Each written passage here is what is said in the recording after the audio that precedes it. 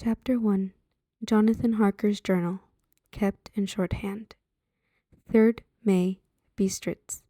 Left Munich at 8:35 p.m. on 1st May, arriving at Vienna early next morning. Should have arrived at 6:46, but train was an hour late. Budapest seems a wonderful place, from the glimpse which I got of it from the train and the little I could walk through the streets. I feared to go very far from the station, as we had arrived late and would start as near the correct time as possible. The impression I had was that we were leaving the west and entering the east.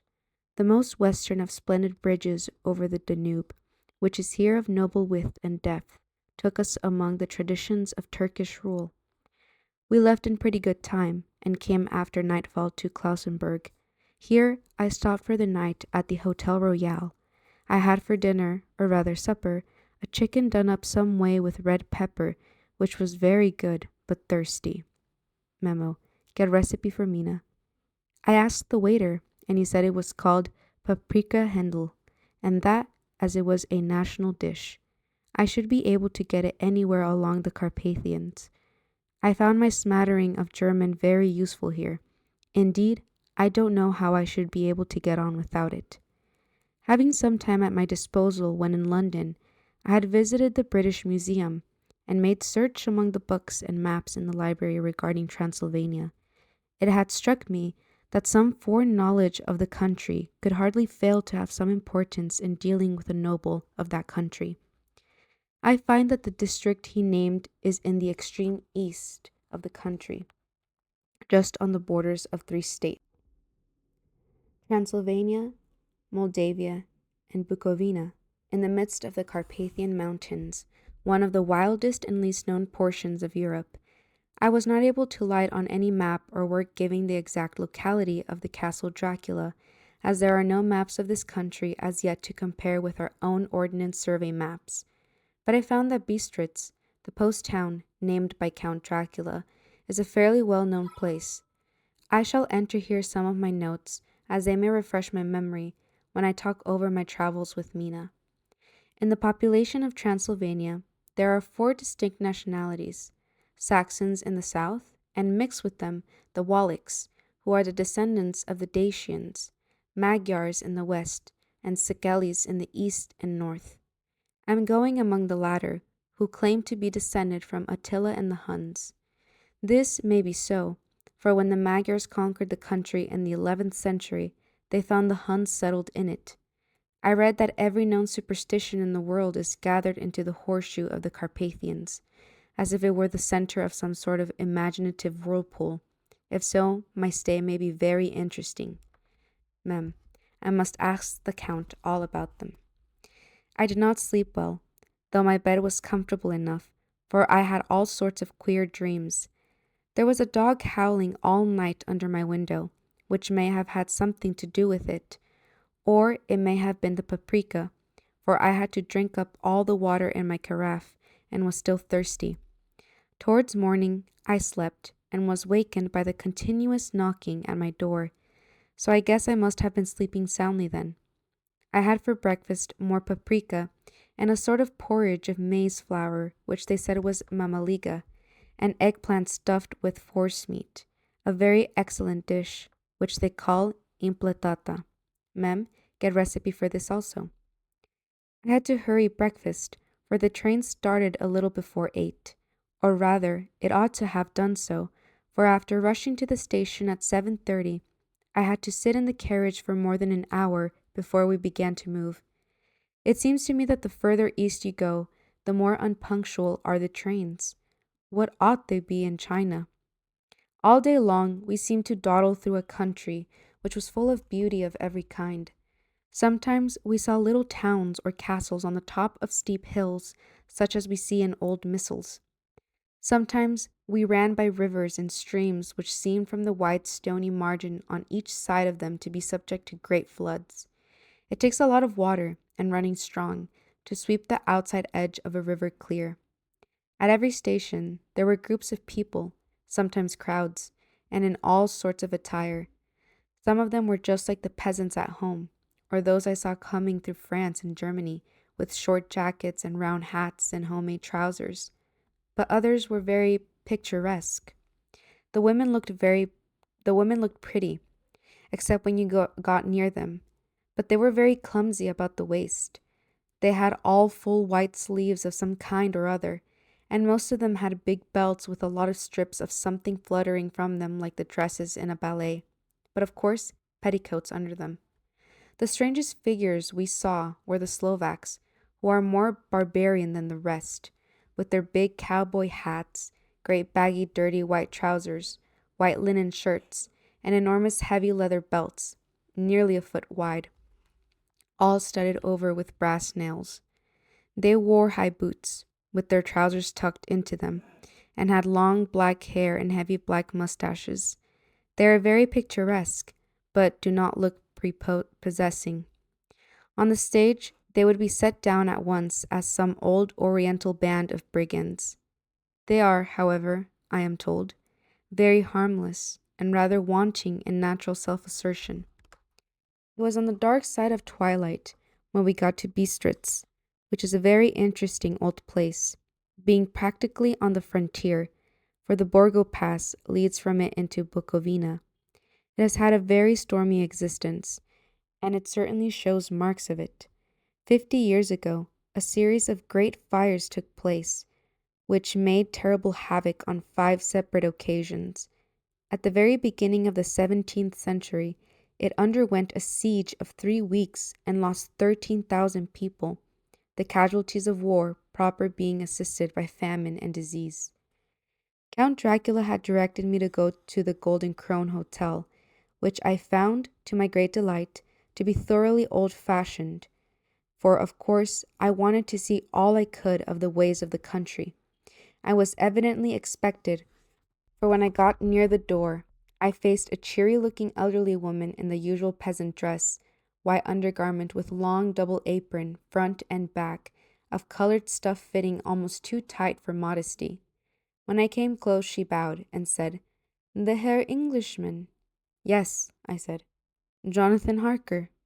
She smiled, and gave some message to an elderly man in white shirt sleeves who had followed her to the door. He went, but immediately returned with a letter. "My friend, welcome to the Carpathians. I am anxiously expecting you. Sleep well tonight. At 3 tomorrow, the diligence will start for Bukovina. A place on it is kept for you. At the Borgo Pass, my carriage will await you and will bring you to me. I trust that your journey from London has been a happy one, and that you will enjoy your stay in my beautiful land. Your friend, Dracula." 4 May.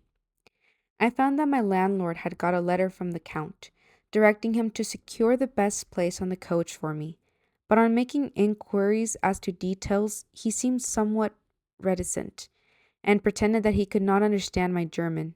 This could not be true, because up to then he had understood it perfectly. At least he answered my questions exactly as if he did. He and his wife, the old lady who had received me, looked at each other in a frightened sort of way. He mumbled out that the money had been sent in a letter, and that was all he knew. When I asked him if he knew Count Dracula and could tell me anything of his castle, both he and his wife crossed themselves, and saying that they knew nothing at all, simply refused to speak further. It was so near the time of starting that I had no time to ask anyone else, for it was all very mysterious, and not by any means comforting. Just before I was leaving, the old lady came up to my room and said in a very hysterical way, "Must you go? Oh, young heir, must you go?"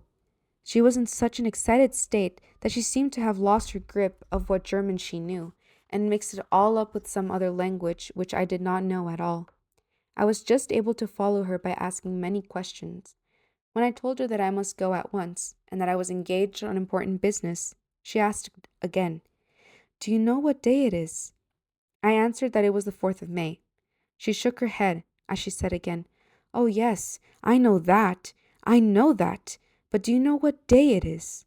On my saying that I did not understand, she went on, "It is the eve of St. George's Day.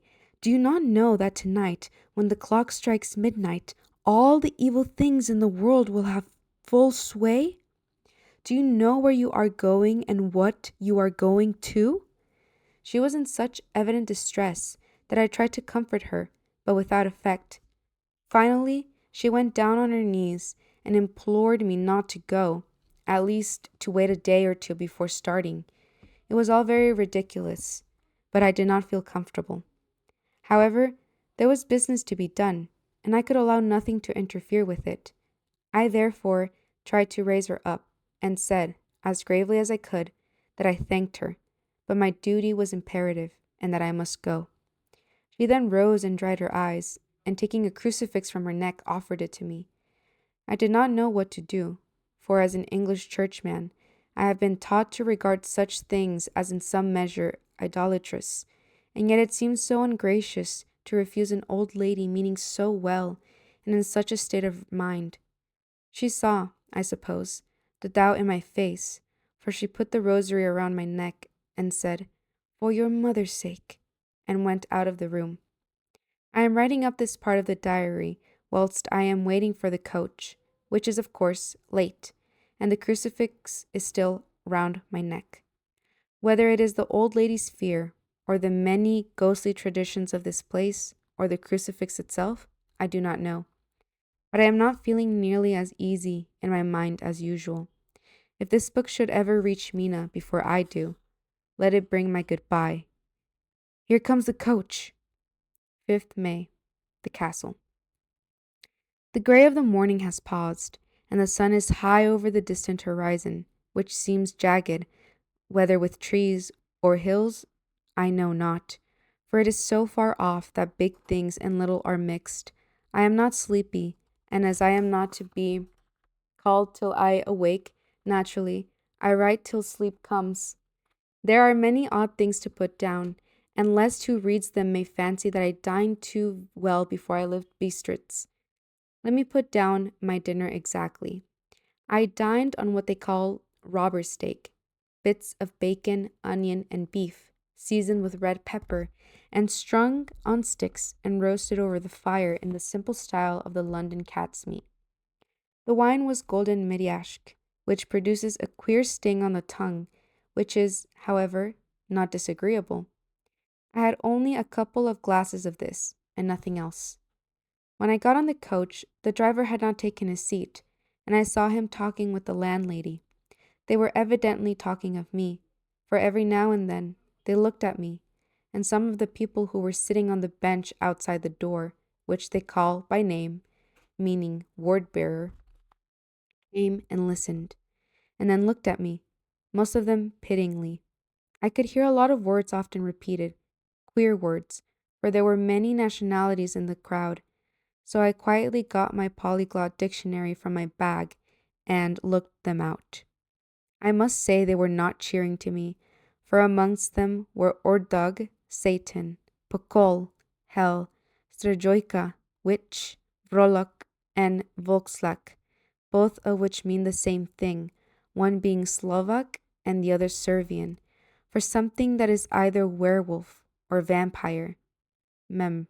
I must ask the Count about these superstitions. When we started, the crowd round the inn door, which had by this time swelled to a considerable size, all made the sign of the cross and pointed 2 fingers towards me. With some difficulty, I got a fellow passenger to tell me what they meant.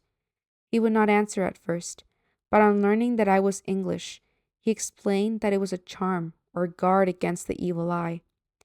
This was not very pleasant for me, just starting for an unknown place to meet an unknown man, but everyone seemed so kind-hearted and so sorrowful and so sympathetic that I could not but be touched. I shall never forget the last glimpse which I had of the inn-yard and its crowd of picturesque figures, all crossing themselves as they stood round the wide archway, with its background of rich foliage of oleander and orange trees in green tubs clustered in the center of the yard. Then our driver, whose wide linen drawers covered the whole front of the box seat, Gatsa, they call them, cracked his big whip over his 4 small horses, which ran abreast, and we set off on our journey. I soon lost sight and recollection of ghostly fears in the beauty of the scene as we drove along. Although I had known the language, or rather languages, which my fellow passengers were speaking, I might not have been able to throw them off so easily. Before us lay a green sloping land full of forest and woods, with here and there steep hills crowned with clumps of trees or with farmhouses, the blank gable end to the road. There was everywhere a bewildering mass of fruit blossom, apple, plum, pear, cherry, and as we drove by, I could see the green grass under the trees spangled with the fallen petals. In and out amongst these green hills of what they call here the Mittelland ran the road, losing itself as it swept round the grassy curve, or was shut out by the straggling ends of pine woods, which here and there ran down the hillside like tongue of flames. The road was rugged, but still we seemed to fly over it with a feverish haste. I could not understand then what the haste meant, but the driver was evidently bent on losing no time in reaching Borgoprund. I was told that this road is in summertime excellent, but that it had not yet been put in order after the winter snows. In this respect, it is different from the general run of roads in the Carpathians, for it is an old tradition that they are not to be kept in too good order. Of old, the hop-sitters would not repair them, lest the Turks should think that they were preparing to bring in foreign troops, and so hasten the war which was always really at loading point. Beyond the green swelling hills of the Middle Land rose mighty slopes of forest up to the lofty steeps of the Carpathians themselves. Right and left of us how they towered, with the afternoon sun falling full upon them and bringing out all the glorious colors of this beautiful range, deep blue and purple in the shadows of the peaks, green and brown where grass and rock mingled, and an endless perspective of jagged rock and pointed crags, till these were themselves lost in the distance, where the snowy peaks rose grandly. Here and there seemed mighty rifts in the mountains, through which, as the sun began to sink, we saw now and again the white gleam of falling water. One of my companions touched my arm as we swept round the base of a hill, and opened up the lofty, snow-covered peak of a mountain which seemed, as we wound on our serpentine way, to be right before us. "Look, Istinzek, God's seat," and he crossed himself reverently as we wound on our endless way, and the sun sank lower and lower behind us. The shadows of the evening began to creep around us. This was emphasized by the fact that the snowy mountain top still held the sunset, and seemed to glow out with a delicate cool pink. Here and there we passed Czechs and Slovaks, all in picturesque attire, but I noticed that goiter was painfully prevalent. By the roadside there were many crosses, and as we swept by, my companions all crossed themselves. Here and there were a peasant man or woman kneeling before a shrine, who did not even turn round as we approached, but seemed in the self-surrender of devotion to have neither eyes nor ears for the outer world. There were many things new to me. For instance, hayricks in the streets, and here and there were very beautiful masses of weeping birch, their white stems shining like silver through the delicate green of the leaves. Now and again we passed a leader wagon, the ordinary peasant's cart, with its long snake-like vertebrae, calculated to suit the inequalities of the road. On this were sure to be seated quite a group of homecoming peasants, the Czechs with their white and the Slovaks with their colored sheepskins, the latter carrying lance-fashion their long staves with an axe at the end. As the evening fell, it began to get very cold, and the growing twilight seemed to merge into one dark mistiness the gloom of the trees, oak, beech, and pine, though in the valleys which ran deep between the spurs of the hills, as we ascended through the pass, the dark firs stood out here and there against the background of late-lying snow. Sometimes, as the road was cut through, the pine woods that seemed in the darkness to be closing down upon us, great masses of grayness, which here and there bestrewed the trees, produced a peculiarly weird and solemn effect, which carried on the thoughts of and grim fancies engendered earlier in the evening, when the falling sunset threw into strange relief the ghost-like clouds which amongst the Carpathians seemed to wind ceaselessly through the valleys. Sometimes the hills were so steep that despite our driver's haste, the horses could only go slowly. I wished to get down and walk up them, as we do at home, but the driver would not hear of it. No, no, he said. You must not walk here. The dogs are too fierce. And then he added, with what he evidently meant for grim pleasantry, for he looked round to catch the approving smile of the rest. And you may have enough of such matters before you go to sleep. The only stop he would make was a moment's pause to light his lamp. When it grew dark, there seemed to be some excitement amongst the passengers, and they kept speaking to him, one after the other, as though urging him to further speed. He lashed the horses unmercifully with his long whip, and with wild cries of encouragement urged them on to further exertions. Then, through the darkness, I could see a sort of patch of grey light ahead of us, as though there were a cleft in the hills. The excitement of the passengers grew greater. The crazy coach rocked on its great leather springs and swayed like a boat tossed on a stormy sea. I had to hold on. The road grew more level, and we appeared to fly along. Then the mountains seemed to come nearer to us on each side, and to frown down upon us. We were entering on the Borgo Pass. One by one, several of the passengers offered me gifts, which they pressed upon me with an earnestness which would take no denial. These were certainly of an odd and varied kind, but each was given in simple good faith, with a kindly word and a blessing, and that strange mixture of fear, meaning movements which I had seen outside the hotel at Bistritz, the sign of the cross, and the guard against the evil eye. Then, as we flew along, the driver leaned forward, and on each side the passengers, craning over the edge of the coach, peered eagerly into the darkness. It was evident that something very exciting was either happening or expected. But though I asked each passenger, no one would give me the slightest explanation.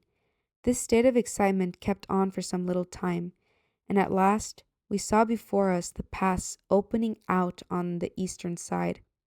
There were dark, rolling clouds overhead, and in the air the heavy, oppressive sense of thunder. It seemed though the mountain range had separated two atmospheres, and that now we had got into the thunderous one. I was now myself looking out for the conveyance which was to take me to Count. Each moment I expected to see the glare of lamps through the blackness, but all was dark. The only light was the flickering rays of our own lamps, in which the steam from our hard-driven horses rose in white cloud. We could now see the sandy road lying white before us, but there was on it no sign of a vehicle. The passengers drew back with a sigh of gladness, which seemed to mock my own disappointment. I was already thinking what I had best do, when the driver, looking at his watch, said to the others something which I could hardly hear. It was spoken so quietly, and in so low a tone, I thought it was an hour less than the time. Then turning to me, he said in German worse than my own, "There is no carriage here. The heir is not expected after all. He will now come on to Bukovina and return tomorrow or the next day, better the next day." Whilst he was speaking, the horses began to neigh and snort and plunge wildly, so that the driver had to hold them up. Then, amongst a chorus of screams from the peasants and a universal crossing of themselves, a caleche with 4 horses drove up behind us, overtook us, and drew up beside the coach. I could see from the flash of our lamps, as the rays fell on them, that the horses were coal black and splendid animals. They were driven by a tall man, with a long brown beard and a great black hat, which seemed to hide his face from us. I could only see the gleam of a pair of very bright eyes, which seemed red in the lamplight. As he turned to us, he said to the driver, "You are early tonight, my friend. the man stammered in reply. The English hare was in a hurry, to which the stranger replied, That is why, I suppose, you wished him to go on to Bukovina. You cannot deceive me, my friend. I know too much, and my horses are swift.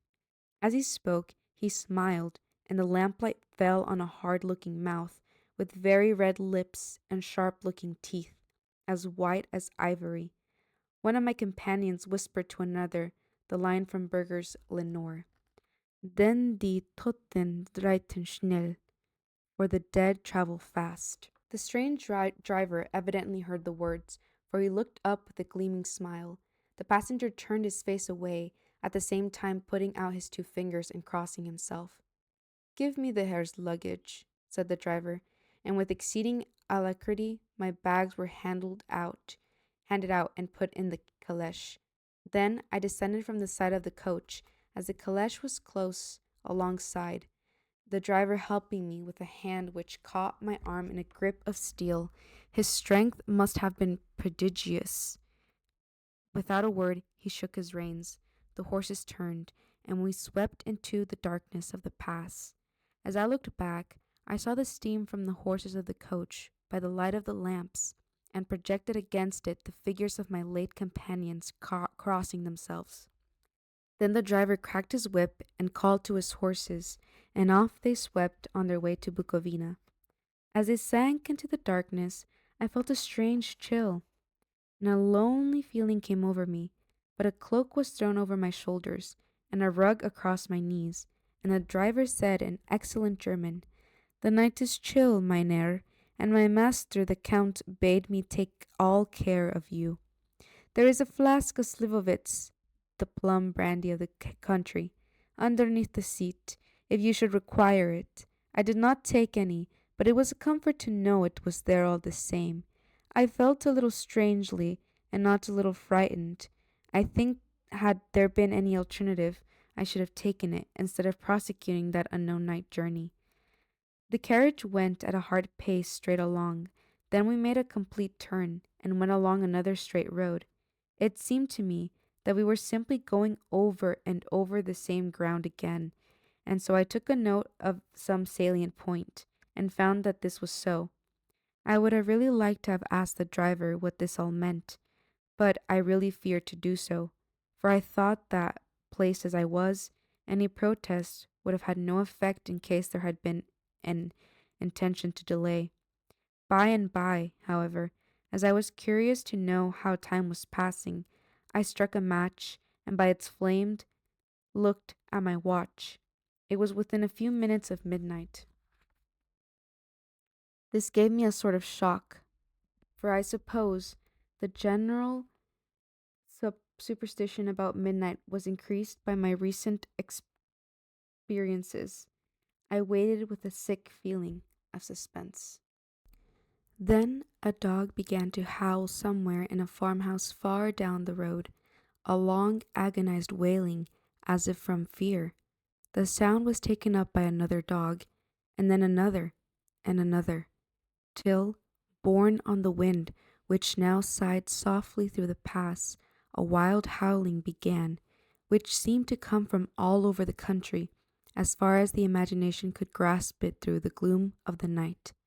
At the first howl, the horses began to strain and rear, but the driver spoke to them soothingly, and they quieted down, but shivered and sweated as though after a runaway from sudden fright.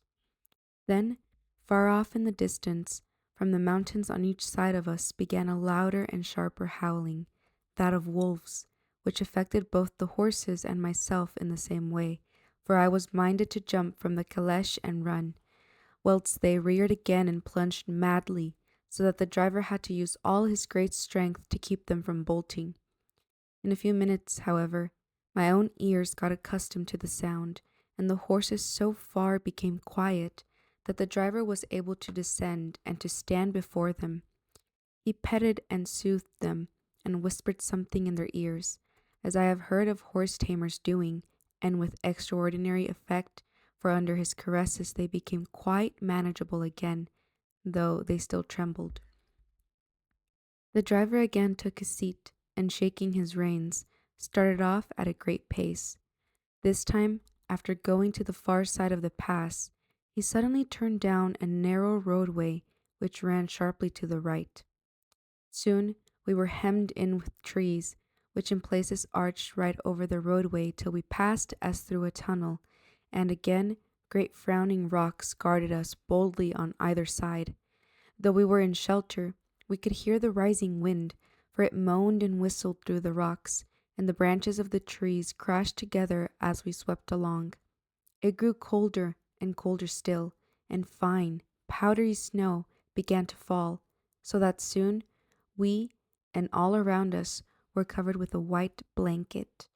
The keen wind still carried the howling of the dogs, though this grew fainter as we went on our way. The baying of the wolves sounded nearer and nearer, as though they were closing round on us from every side. I grew dreadfully afraid, and the horses shared my fear, but the driver was not in the least disturbed. He kept turning his head to left and right, but I could not see anything through the darkness. Suddenly, away on our left, I saw a faint flickering blue flame. The driver saw it at the same moment. He at once checked the horses and, jumping to the ground, disappeared into the darkness. I did not know what to do, the less as the howling of the wolves grew closer. But while I wondered, the driver suddenly appeared again, and without a word took his seat, and we resumed our journey. I think I must have fallen asleep and kept dreaming of the incident, for it seemed to be repeated endlessly, and now looking back, it is like a sort of awful nightmare. Once the flame appeared so near the road that even in the darkness around us I could watch the driver's motions. He went rapidly to where the blue flame arose.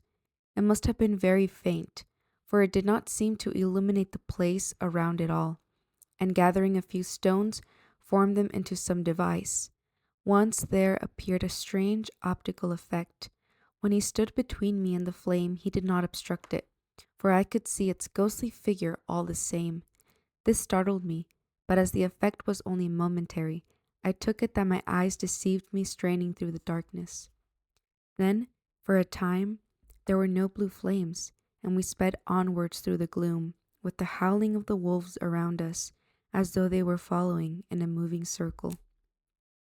At last, there came a time when the driver went further afield than he had yet gone, and during his absence, the horses began to tremble worse than ever, and to snort and scream with fright. I could not see any cause for it, for the howling of the wolves had ceased altogether. But just then, the moon, sailing through the black clouds, appeared behind the jagged crest of a beetling, pine-clad rock, and by its light I saw around us a ring of wolves, with white teeth and lolling red tongues, with long sinewy limbs and shaggy hair. They were 100 times more terrible in the grim silence which held them than ever when they howled. For myself, I felt a sort of paralysis of fear. It is only when man feels himself face to face with such horrors that he can understand their true import. All at once, the wolves began to howl as though the moonlight had some peculiar effect on them. The horses jumped about and reared, and looked helplessly round with eyes that rolled in a way painful to see. But the living ring of terror encompassed them on every side, and they had perforce to remain within it. I called to the coachman to come, for it seemed to me that our only chance was to try to break out through the ring and to aid his approach. I shouted and beat the side of the caleche, hoping by the noise to scare the wolves from that side, so as to give him a chance of reaching the trap. How he came there, I know not, but I heard his voice raised in a tone of imperious command, and looking towards the sound, saw him stand in the roadway as he swept his long arms as though brushing aside from impalpable obstacle. The wolves fell back and back further still. Just then, a heavy cloud passed across the face of the moon, so that we were again in darkness.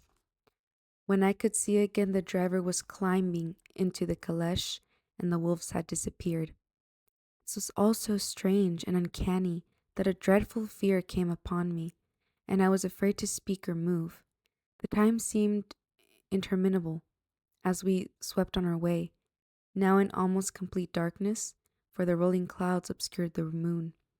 We kept on ascending, with occasional periods of quick descent, but in the main always ascending. Suddenly, I became conscious of the fact that the driver was in the act of pulling up the horses in the courtyard of a vast ruined castle, from whose tall black windows came no ray of light, and whose broken battlements showed a jagged line against the moonlit sky. End of chapter 1.